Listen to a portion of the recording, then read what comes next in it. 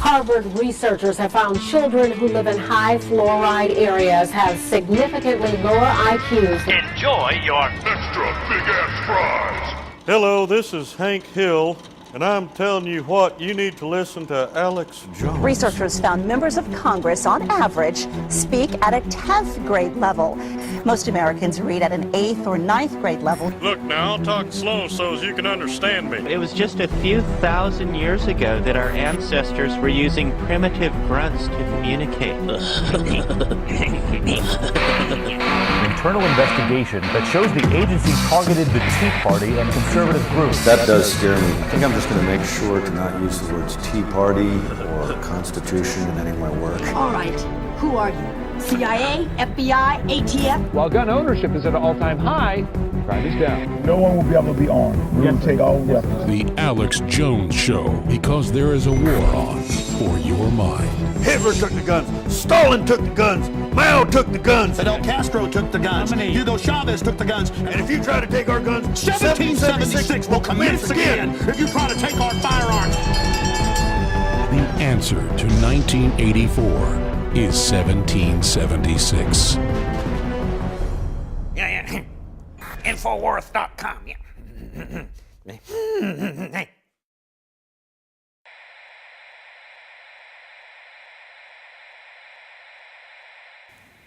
Judge, what is the secret of the universe?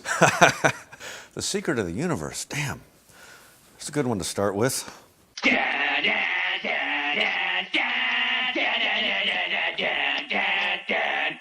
Breakfast tacos. Well, I'm counting 37 health violations. I don't have an answer. I'd wanted to go into comedy for a long time, like sketch comedy and stuff, because I always did imitations and things like that. But anytime I'd try to pair up with someone, because you need other people to do that. You can't do that by yourself. And I had a friend in high school, just like brilliant, like funny guy, and I'd go, okay, just do that imitation of James Sanchez that you do, and we'll do. And he's like, oh, but no one knows who he is, and I said, it doesn't matter, it's funny, you know. And so yeah, I was trying to do stuff that would just like make my friends laugh, making like my brother laugh, my friend, that kind of stuff is how I was thinking of it. And I always had a hunch that would work. And then, Do you think you influenced South Park? I think so. I mean, Trey and Matt have said that, and they've been really nice about that. I mean, I think that's just genius, all the stuff they do, you know. Stupid Toilet Safety Administration! Shoes off, belts off, sharp objects go in the plastic tray! This is inhumane. Shut up, sir. I wanted to do animation since I was a little kid. I mean, I didn't think of it as a career so much as just something, because that wasn't ever described as, I mean, my mom especially, it was all about, you know, science. That's where it's at, which I was kind of good at math and science, so, but animation was my burning desire. I actually kind of hit a fork in the road when I was, I don't remember how old I was. I'd saved up money from a summer job, and I had a paper out, and I was going to either buy like a 16mm camera that's single framed, or I was going to buy, then I decided, okay, I could buy a bass, an electric bass, and then I started looking at the price of film and was like, you know what, that's just not possible, and the bass was going to give me a social life if I could be in a band or something, so.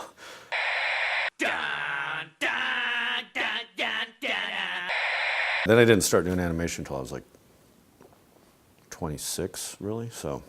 And when I just got the idea to do animation, which I'd wanted to do, but I never thought of doing as a way to get into comedy, then I thought, well, this is great. I don't need to, I can do this all myself. I don't need to, you know, convince a bunch of people to get in front of a camera and do this and that. I can just do the whole thing on my own, so. I work for a living, and I mean real work, not writing down gobbledygook. I have a hard time saying I'm either a Democrat or a Republican. It just doesn't feel good. I was definitely raised, my parents were very liberal. Then, I don't know, certain things started to, you know, I mean, for a lot of people, that's kind of almost a religion to them. And right-wing stuff is too, you know, so I try to not be part of any of that. I suppose I've become a,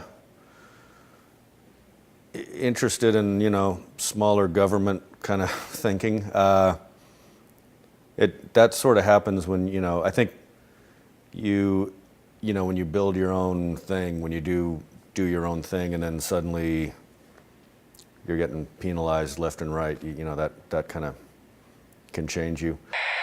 If you got a business, that you didn't build that. Somebody else made that happen.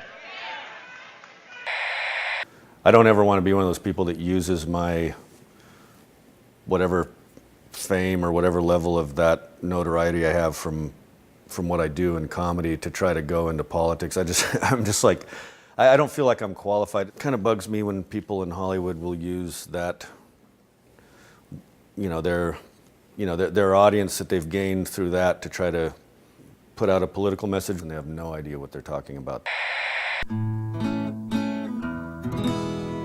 King of the Hill, Hank was definitely, you know, I saw as sort of a, I don't know, like populist, kind of like, you know, a guy who's like just trying to do his thing, and just all these government and all these other weird things of the modern world. That was always the fun of it, is just all these things just kind of poking at him, you know.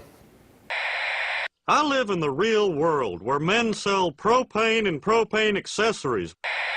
I definitely, I remember popping in a VHS when Alex Jones was on cable access. It was you and two other guys, and somewhere I can't find it anymore, but I think I labeled the tape 3 Dales. You were kind of the more rational one, and then the other two guys were just like, I don't know. I wish I could find that tape, but King of the Hill started with a drawing of the 4 guys that I'd done. I was kind of like dabbling in doing panel cartoons, which I never really did at all. I went straight into animation. I didn't draw comic books or anything. And so I had the 4 guys, and Dale, just something about the way he looked. Originally I had his hat say Smith & Wesson, the first drawing I ever did. I just put that on there. I don't know why, just the way he looked. And I'd done a first draft of the pilot, and then Greg Daniels got involved, and at some point, you know, we had this thing where his wife is, you know, getting it on with this Native American healer, and clearly his kid's not his. But so we had this idea about that he's just, you know, it's almost probably a subconscious thing. He's like, he's into every conspiracy except the one that's going on in his own house. Nice work, John Redcorn. She didn't suspect a thing. It's almost like his escape, you know, or something. I mean, if I never psychoanalyzed it that much, but that I kind of feel like that's what that character was about. So he was almost like looking for conspiracies, you know, kind of, and some of them might have something to him, some of them are crazy. I have read a book. Now, who do you believe, me or Hank? I know Hank more believable. Dale is kind of one of the ones that, you know, probably gives you guys a bad name. Johnny Hardwick, who does the voice, I don't know, you may even know him. He had a few, like, he had a few kooky theories of his own, and sometimes we would work those in. I mean, there's one line he said that he's talking about something, and it ended with him saying something that they're doing, and corn is next. A French study that was just released finds rats that are fed genetically engineered corn suffered from tumors and severe organ damage. This is the first study that's looking at the effects on rats of eating genetically modified foods over their lifetimes. They gave the rats the genetically modified corn. They gave them the genetically modified corn with the herbicide that the corn is used with. On Dale, I had to do some convincing to get them to let Johnny Hardwick do the voice. I mean, he wasn't anybody famous at all. He was one of the people we hired as a writer, but it just sounded right to me. Ended up being my favorite character really on the show, as far as, well, just for a while, you know, as far as the voice and the drawing clicking. But I mean, they had all kinds of celebrities they were pitching. It hardly ever works when you just get like, oh, let's get this famous person and this person to draw it, and then you have something that just doesn't make sense, which is why a lot of shows fail. Ah! Squirrel tactic! Okay, I grew up in Albuquerque, New Mexico, which definitely influenced a lot of what I do, because Beavis and Butthead to me is kind of set in a sort of like, eastern New Mexico, West Texas type environment, you know, where everything is just sort of, people are bored, teenagers are bored, and there's like, it's nothing to do, it's hot. It's kind of a recipe for disaster. And so that was definitely an influence on Beavis and Butthead. Although, you know, I don't think I've ever told this story, but so my grandfather on my mom's side lived with us, and he died when I was, I think, in junior high, and like 76, whatever. And he, we found out he had a 16 millimeter Bolex camera that was there, and I was like, wow, okay, there's a camera in this house. And so I waited like a good 2 or 3 months before I, you know, after he passed away, to say, hey, could I borrow Granddad's camera maybe? And she said no. And then like I waited another 6 months and no. Waited like a year, no. So that's when I thought, well, okay, maybe I'm just gonna buy one. And then I looked into how much they cost and just couldn't pull it together. Years later, when I was, like I said, like 26, and I got the idea again to try doing animation, I ended up buying the same exact camera, because it turns out that's the perfect camera to single frame and shoot animation on. And finished my first animated short, first couple, ended up getting them on like Comedy Central and stuff. Sent a tape to my mom, and she said, oh, that's interesting, you know, you probably don't remember, your grandfather had a Bolex camera. I'll see if I can find it. I was like, no, I remember. I was like drooling over the idea of just being able to get my hands on it, you know, but it all worked out. But yeah, it was kind of, in a way, it was probably good, because it kind of, by the time I was able to actually do it, it had been a fantasy. It sounds weird, but it was like a fantasy of mine for so long to do animation. And so when I finally did, I mean, I really, you know, I didn't take it for granted when I had the opportunity to do it. So probably was a good thing, actually. Y'all got that in there? Large fries, pie, large coffee? Like Beavis and Butthead, I'll get asked a lot if that's based on anybody specific, and it's not. It's not like that was that person, that was that person. It's just started out as drawings, and then, but definitely like there's little bits and pieces from all kinds of people in there, you know. Well, I was like that when I was drawing. A lot of us were, yeah. I mean, it's a little bit of is like me and my brother, but not, I mean, we weren't, you know, we got good grades, and but some of these people are really intelligent too. There was a guy he's now a professor, I won't say his name, but he's one of these guys, like I would see him in the hallway. I think this is, the laugh, I don't even know, the laugh came from, I had just written down ha ha ha on kind of on the, it started out as a storyboard. It was the first time I'd animated something where usually I would start with the voice and then do the drawing. This one I started with the drawing, and I didn't know what they would sound like. And I just drawn ha ha ha on there. Years later I realized there's a Mimi Pond cartoon that, and I've become friends with her on Facebook now, but where she had a guy going a weirdo on a bus doing that. And I think that might have been in the back of my head. But I started doing that laugh, and I was kind of like going like, this is reminding me of something. Didn't think about it till probably 2 years into the show that there was a guy at my high school who he was really smart, stoned all the time, but you'd see him in the hallway, and I would always see him when the hallway was empty, and he'd just start like, he's one of these guys that he'd start going, hey Mike.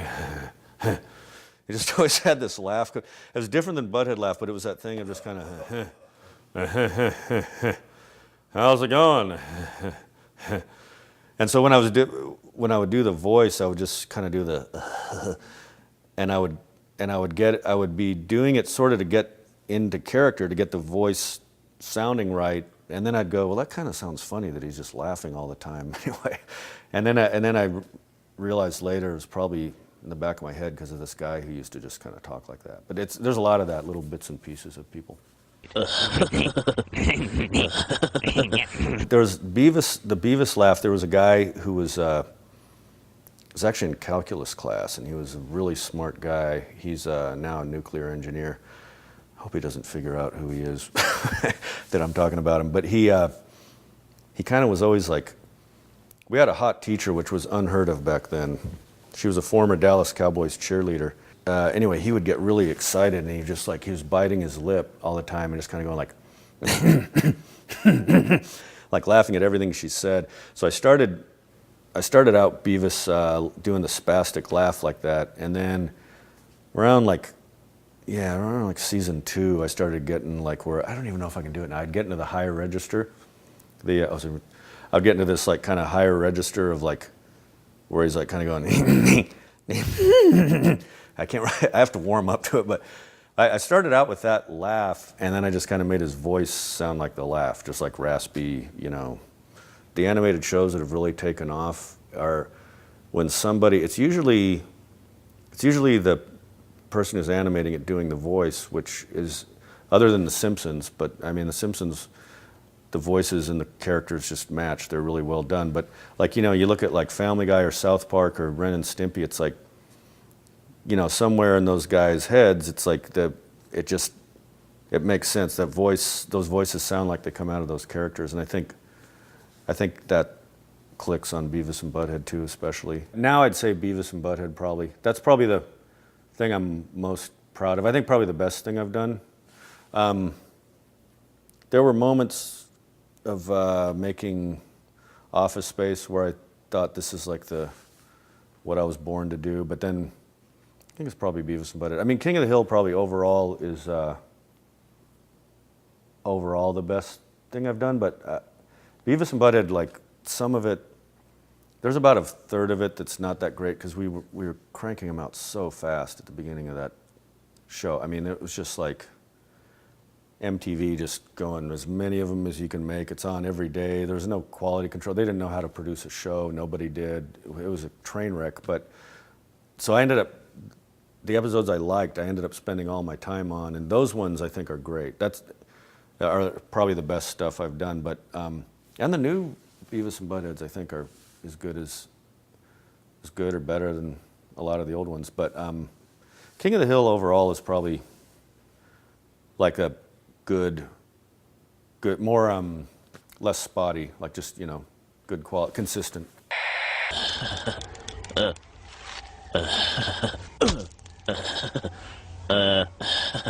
Now it's extinct.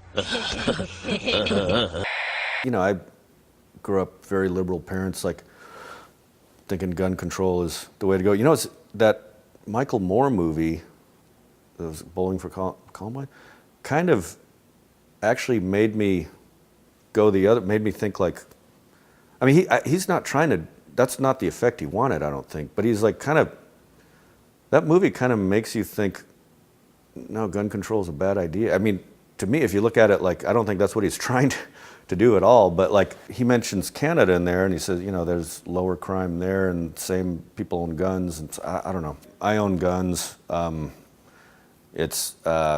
think if you look at it statistically, you actually are safer.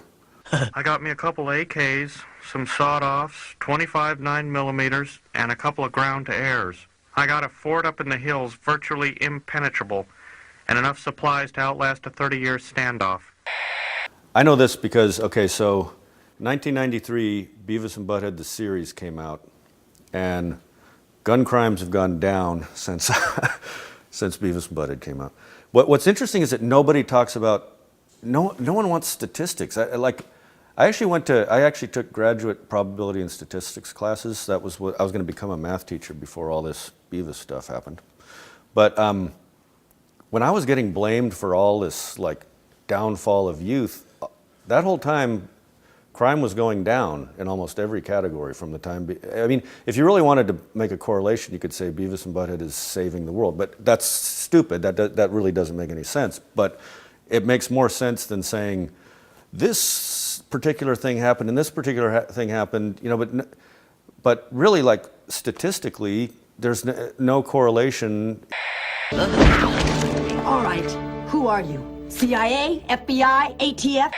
Yeah, there's that map where it's just like almost county by county where gun control, it's not doing any good. It's like there's higher crime rates where there's gun control, lower where there isn't. I mean, it's just like county by county. I mean, you can't, I think because I have this science background, you look at that and you go, it's kind of ridiculous. As much as, those bumper stickers might have been run into the ground, I mean, it's true. It's like, I would be all for it if it was effective, but I haven't seen anything that shows it's effective, Well, Mao said political power grows out of the barrel of a gun. What does Hank Hill say about disarming people?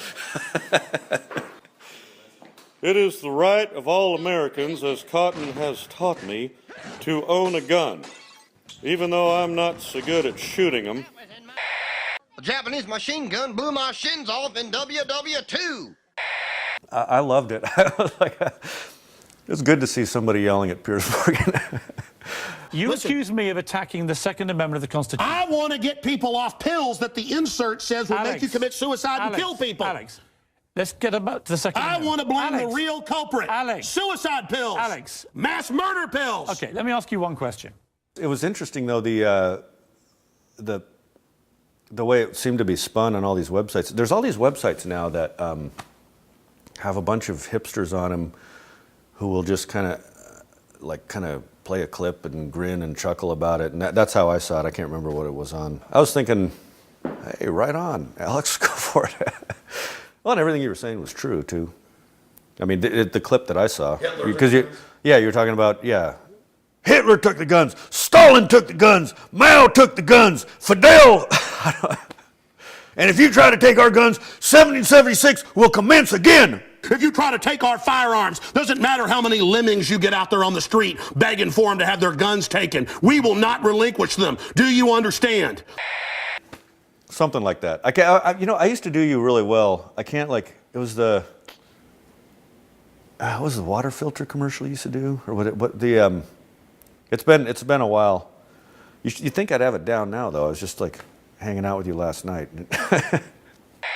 Look at these headlines. IRS targeted Tea Party groups for scrutiny, searching words like patriot, Tea Party. That does scare me. I think I'm just going to make sure to not use the words Tea Party or Constitution in any of my work. That's pretty evil. I won't, well, they're calling it the constitutional restrictions or whatever they referred to it as. That actually is scary. That's going to make me listen to some more Alex Jones. Come on, I want to see it. Yeah, come on, Stuart, do it. Oh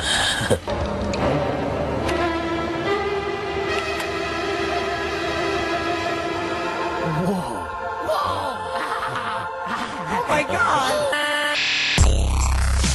I just want to send this poem. Let me watch the building collapse. Well, if I was to get heavy and deep on it, I think the one thing that's made me tick or makes me, other than just wanting to try to be funny, it tends to be, and I don't overanalyze, but then, when you do this long enough, you do analyze. I think what it is probably, I think a lot of us are just kind of out of sync with the way the world is right now, like the way the modern world, we're not prepared for it all the time, and there's a lot of stuff that's messed up about it, and I think that's where a lot of my comedy comes from. It's like things that, anything from being stuck in a cubicle to being stuck in classrooms that you don't belong in, those kind of things. I think that I get a lot of material out of that. I gotta get out of here. I think I'm gonna lose it. Uh-oh. Sounds like somebody's got a case of the Mondays.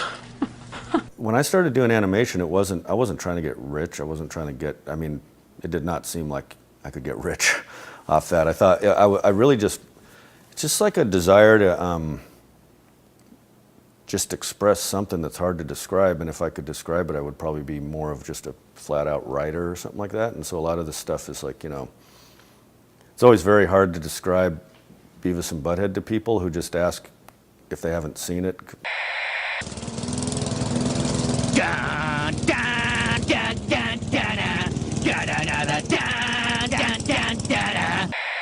I never set out to say I'm going to be a satirist, but that's definitely what, I've always, the very first thing I animated was a cartoon called Office Space. It was before Dilbert, and it was like Milton at his cubicle and the boss, and it was I wanted to do just a series of office characters because, you know, when I grew up, it was a little, like I'm 50, so like an office job was considered a good job. Like it's like, oh good, you don't have to work construction, okay. And then when I first got in an office, I had a temp job before I was an engineer, and I was just like going, God, this is torture. I mean, there's a woman answering the phone the same way next to me all day long. I'm alphabetizing in my sleep. I'm just like... Corporate accounts payable, Nina speaking. Just a moment. Corporate accounts payable, Nina speaking. Just a moment. And then that kind of sick feeling of like, oh, all these years of thinking, this is a good job and this is what it is. Oh my God, what's going to happen to me, you know? Next Friday is Hawaiian Shirt Day. So, you know, if you want to, go ahead and Especially back then, when I started out, a lot of what Hollywood was putting out just was really not in touch with the way most Americans feel. It was very like, coming from, I mean, most people in Hollywood, honestly, that I mean, still are like from pretty wealthy families usually, and don't seem to have ever had to really, you know, come up from the bottom and struggle. I think it's still that way.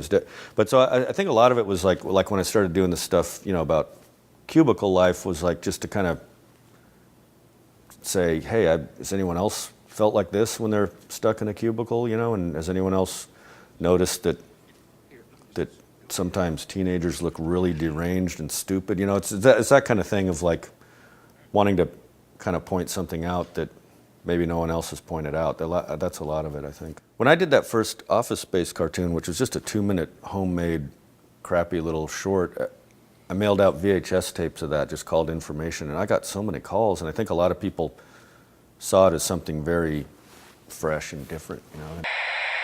I used to have my own stapler too, and then when I moved back, they made me give back my stapler, but Bill told me I'm supposed to have a stapler, so until I'm told different, I'm just gonna take a stapler.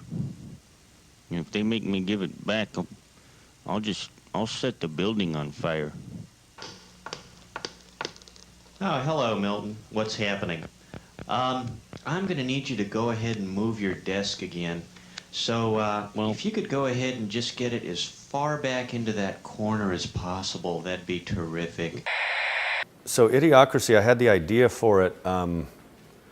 Actually, when I was writing the Beavis and Butthead movie, was just kind of the seed of the idea. When I was thinking about just the way evolution works and thinking like, well, wait, there's no predators now. So it started with that, but then I was actually in line with my daughters, I think it was in 2001, at Disneyland at the Teacups ride. And it was in the summer, and my daughters were little at the time, and along comes a woman, like, there's a woman behind me who had an altercation with this other woman, and they both have their kids in strollers, and they just start going off, kick your ass. And I'm like, my kids, and like thinking, this isn't what Disney had in mind here, you know. And this was in 2001, so it was the summer right before September 11th. So I was also thinking, you know, what if the movie 2001, instead of being this, you know, the monolith and everything being pristine and advanced, what if it was like the Jerry Springer Show and giant Walmarts? What if that had been that movie 2001? So I kind of was thinking like, just take that chart from when that was made to now and project it out and just like see where that would go. And the years passed, and mankind became stupider at a frightening rate. So Fox, I still owed them, part of my overall deal was to write 2 movies for them. So I'd done Office Space. And in order to do something else for anybody else, I needed to burn that one off. And I kind of thought no one would make it. I thought it'd just be fun to write. I'd just start from there, you know. This was like, it was making me laugh. After the Disneyland experience, I just started writing stuff down and ended up co-writing, getting someone to work with me, this guy Eitan Cohen, and we got through a first draft pretty quickly and gave it to Fox, and then no one kind of wanted to make it, and I was like, well, okay, well, wasn't going to be huge budget, but it was going to be something. It was going to cost, you know, $23 million or something. And it just sat there, and I'm trying to remember how. And then Luke Wilson wanted to do it, and I was like, okay. Then I started to see it again. Then I went back and rewrote it, kind of with him in mind, and just rewrote it because it needed to be better anyway. And we had in the script this whole thing about the Starbucks, and because I remember actually driving on I-35. It was like something tan. It was a tanning salon. It said exotic tan for men, and I had no idea that tanning salons had turned into, you know, hand job places or whatever it was. And so I was just talking to friends of mine and going, wow, I wonder what's next. I mean, is it going to be like Starbucks or what? And so we had that in the script. And when it was in pre-production, I was, you know, and they run it by legal, and I'm going, man, I don't know how I'm going to come up with something better than the Starbucks thing. Because it's not funny if it's not a known place, you know. And so legal, an interesting thing happened. I mean, I don't know how this happened, but they said, well, they said no, and then they said, well, you know, I just said, so what, can it be satire? And they said, well, what would help us is if you didn't just pick on them, if it was a bunch of companies. And I was like, okay. So then that's how we ended up with that whole red light district in there in the movie, where it's like, I think it's like H&R Block, adult tax return with release, and like there's like a Pollo Loco or Pollo Borracho adult chicken. I don't know. what we and then we just did everything. Costco. I don't know what happened. At some point, I'm sure somebody got really flipped out, but I was shielded from all that. A similar thing happened on Office Space, but Idiocracy, I've been getting so much love for it, like in the last 2 years. What you're saying is that you want us to put water on the crops. Yes. Water? Like out the toilet? Well, I mean, it doesn't have to be out of the toilet, but yeah, that's the idea. Yeah, I think a lot of the stuff that's in there maybe is starting to happen, you know, now instead of 500 years from now when it's set. And that's the Secretary of Education. It's kind of stupid, but he's President Camacho's stepbrother. Still does a pretty good job, eh? It was supposed to take place during a drought. It was the rainiest summer ever in Austin. We were just having to kill grass everywhere in the background. But they didn't really give it a release. There was a contractual obligation. They had to put it in like 12 theaters, and that's all they did, I think. In fact, if you called Moviefone, they didn't even, it was listed under Untitled Mike Judge Project. They didn't even bother. It went straight from what it was on the contract to Moviefone. They didn't even put Idiocracy in there. Dwayne Elizondo Camacho, 5-time Ultimate SmackDown champion, porn superstar, and President of the United States, had called a special summit with the smartest man in the world. So you smart, huh? No. I thought your head would be bigger. Could look like a peanut. Let's get you sworn in. Well, I do know what they told me, and I finished the movie at least like, I want to say like 9 months before it came out. It was in the can. I'd finished the mix. I'd turned the whole thing in. What they told me was it didn't test very well, which a lot of movies don't. You know, Office Space didn't. Whoa. I think I just figured something out, Beavis. What? This sucks. Yeah, it really sucks. This sucks more than anything that has ever sucked before. The way movie testing works, they have these sheets, and it says excellent, very good, good, fair, and poor. For it to count at all, it has to be excellent or very good, I think. So if they say good, that's just a 0 for you. So a lot of people, if it's a weird movie, they'll go, oh, it was good. They won't say very good. You know, so we would get like a 70% very good and excellent, which that's considered a horrible score.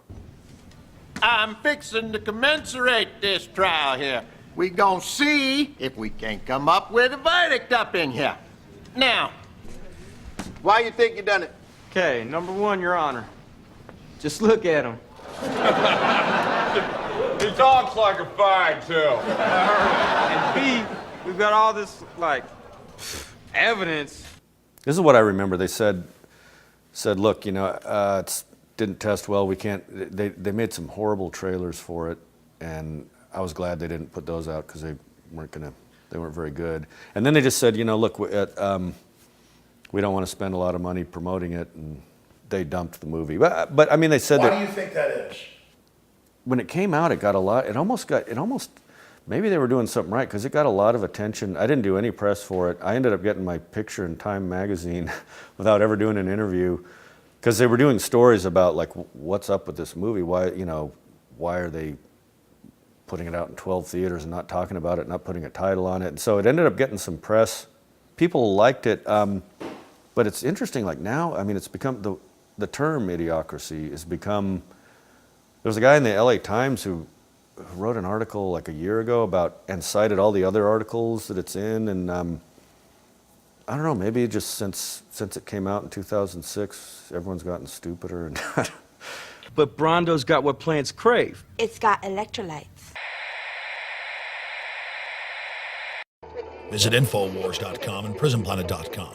When you're on the sites, you can also tune in 24 hours a day to my daily radio broadcast. There's also a free iPhone app to listen to the syndicated radio show when and where you want.